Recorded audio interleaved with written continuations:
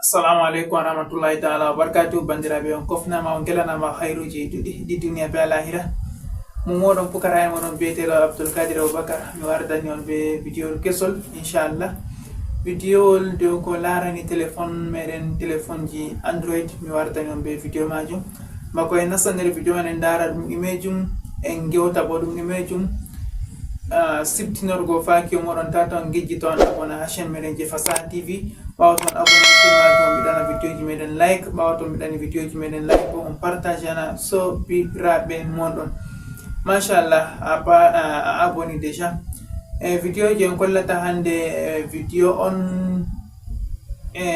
ne a waɗata wo'ina application ji téléphone maɗa to ɗi ɗon mari probléme application gota ɗiɗi tati yago yeso to application yake feere a yiyan ɗon mari probléme aɗon no utilisa be application nder jam be salama aɗon no utilisa be application se a laara yake feere ngel ɗo waddane kuji feere ɗi a famata ngel ɗo waddane probléme ji a nastama a tawa ngel waɗanayma bana a wowi non tawko application yel majum ko bo application yake feere aɗon yiya ngel ɗo jippinani notification ji feere ɗi ngala fayidaji iraɗa aɗon ɓeɗon gerɓa iraɗa kujeji feere ɗi kanday ma bo application yake feere ɗon gaddani publicité ji feere ɗi kanday laara ko nder application majum to ɗo fu inchallah nder vidéo ɗo mi hollan on no on garata on bo'ina probléme ɗo majum inchallah na ɓe wonnugo wakkati en ngala haaje wonnugo wakkati en ngala haaje juttingo vidéo majum ko mara haaje ni yewgo laara vidéo majum tawa nongol woni nden bo hutinira be vidéo majum ɗo on mara haaje ɗo on bo fayida wadgo vidéo majum allah waɗon noon pama komin gaɗata bo min keftay on ɗon giɗi vidéo ji amin ko on giɗa no min keftirta on ɗon giɗi vidéo ji amin be on giɗa majum no ƴami moɗon heydi commentaire je less to kadi min noon kadi ƴami moɗon irada vidéo ji ɗi on giɗi min tokka wattangon ni bo min tokka wattangon inchallah naɓe onnugo kadi en nasta nder vidéo majum bana ni en dara no en bo'inirta application ji téléphone meɗen en dara no en darnirta notification application ha téléphone meɗen inchallah en dara bo nen ittirta publicité ji mere ha application ji meɗen to eɗon gaddane publicité irum aɗon laara kuje nonnoon a yiya publicité wari fum hollano no gaɗata on ɗita probléme majum inchallah en nasta nder vidéo majum bana ni assalamu aleykum.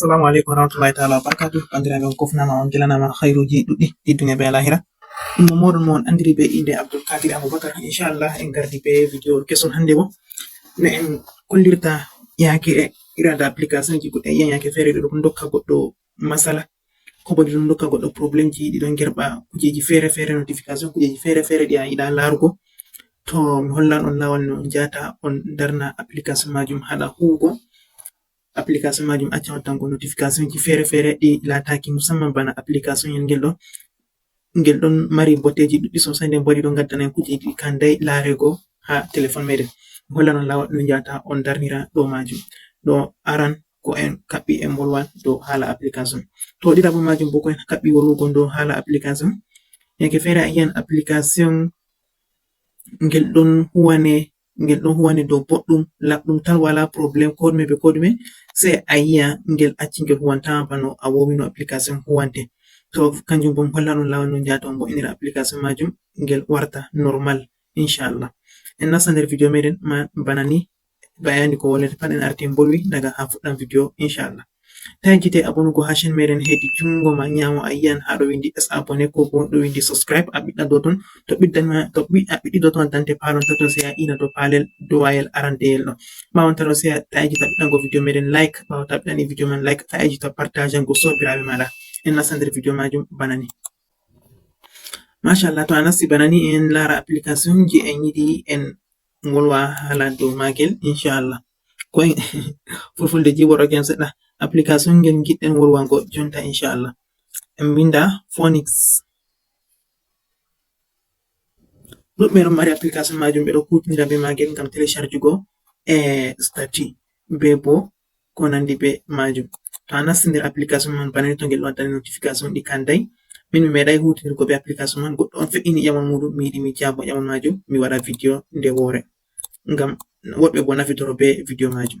To a nasti nder magel bana ni ayiyan waddante yeso bana ni, ta wari haɗɗo hollete pellel telecharge stati haɗɗo.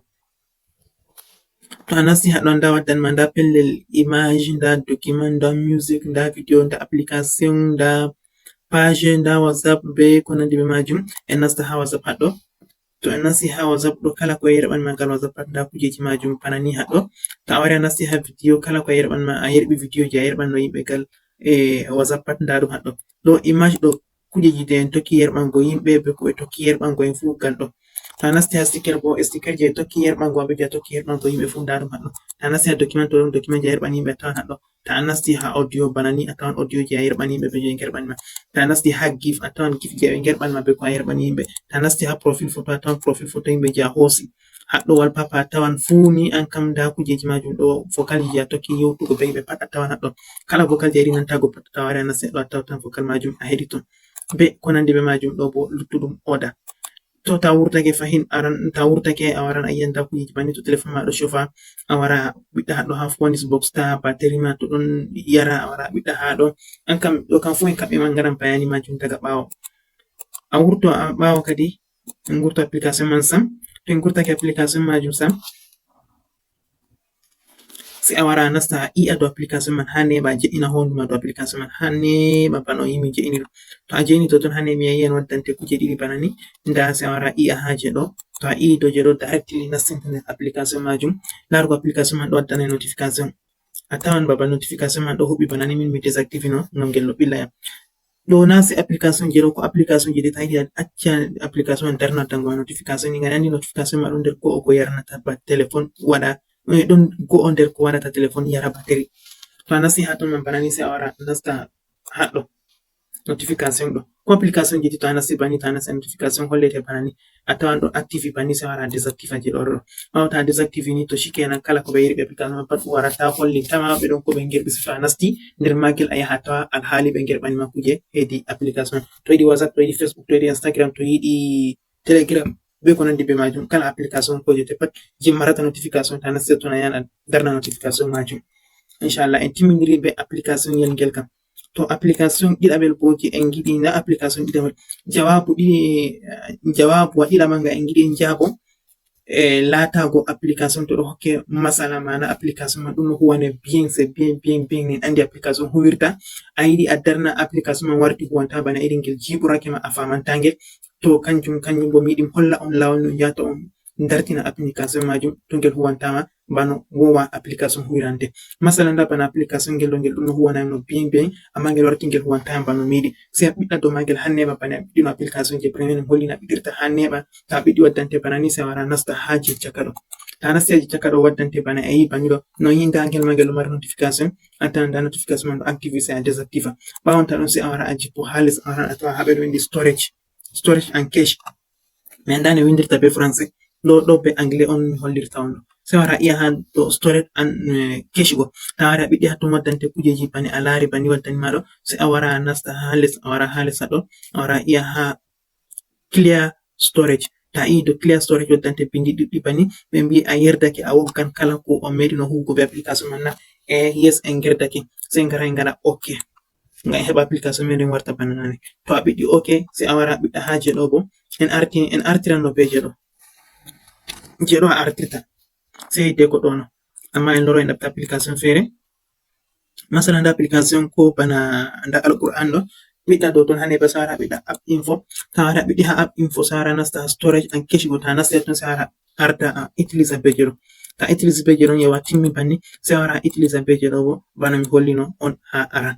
To a waɗi banni ɗo on waɗata am waɗi lekki kala application je ɗo sarge kala application je ɗo no huwane normal bien fu warti huwantama bani a yiɗi ɗo man ɗo ta huwi banni a waɗi lekki application majum. Bandiraɓe useni habde ta yejjite abonné ha chaîne meɗen Fasaha TV. Ɓawo ton abonné ha chaîne Fasaha TV on ɓiɗɗana video meɗen like on partage na sobiraɓe moɗon heɓa kamɓe ɓe nafitoro be videoji meɗen je en ɗon ngara inchallah. Kala mo mari haje ƴamon pat windana en ha commentaire ƴami moɗon min jaba on. To woli video jo jiɗi min gaɗana on ƴami moɗon hedi commentaire minin bo min waɗana on inchallah fanno to ɗum ɓuray amin sembe.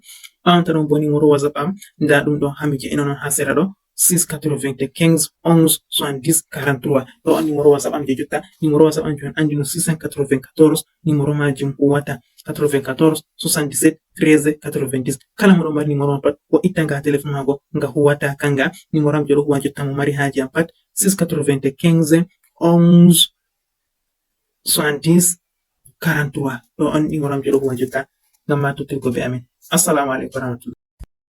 to machallah bandiraɓe mi tammi on daari video majum ɗo ragare video majum. Allah waɗi on paami ko wolwa nder video majum. Allah waɗi bo on kutiniran be ko wolwa nder video majum be ko holla nder video majum. na ɓe wonnugo wakkati en kawto nder video kaɓɓugol wargo yeeso inchallah. abonné ha chaine meɗen Fasaha TV. mbiɗɗane video ji meɗen like manon mbiɗana video ji men j'aime. ɓawo to mbiɗani video ji meɗen like on mbiɗaniri j'aime si on partage hano sobiraɓe moɗon mo woɗon mbiyetira Abdoulkadir Aboubacar. ma salam.